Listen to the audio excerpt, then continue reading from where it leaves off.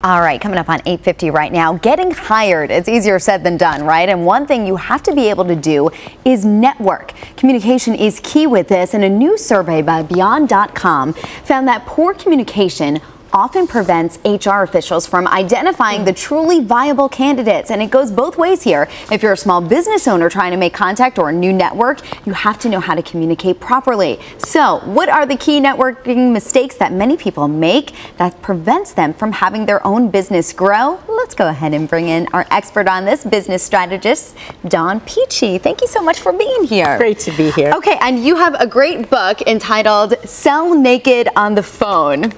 I mean, it's a picker-upper, don't you think? All right, we'll talk about that in a little bit, but we have those 3 networking mistakes. And the first one you were telling us is just the fact that, you know what, people want to hand out their business cards to everybody they see at a meeting. Oh yeah, it's like they're dealing 5-car stud. I love that.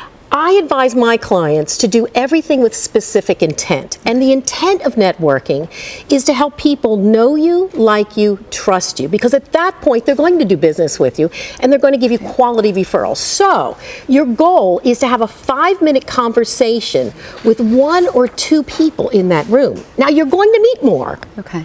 But I want to focus in on 1 or 2. Because that's where the relationship really starts, when you talk to someone for a super long time instead of just going all around the room and saying, hello, hello, hello. All right. The next one is introducing yourself ineffectively. What do you mean by that? Well, most people get up there and they talk on and on. They're trying to educate everybody about who they are, what their product is, and they babble on and on.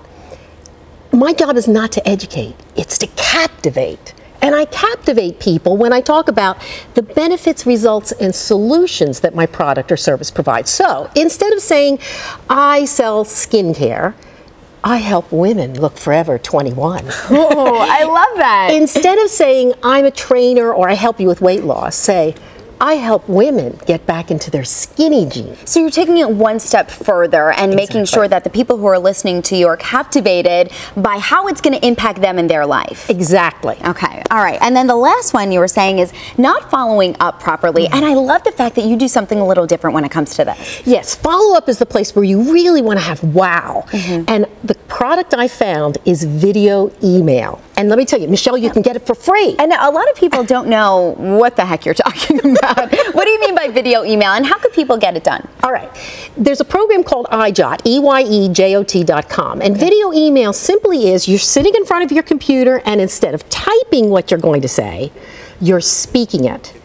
And they get to see you. And what I do with this is as soon as I get back from a networking event, I have a couple of business cards, I send a video email to each one. So I might say something like, hey, Michelle, it was great seeing you at the luncheon today. Hope to see you around sometime in the future.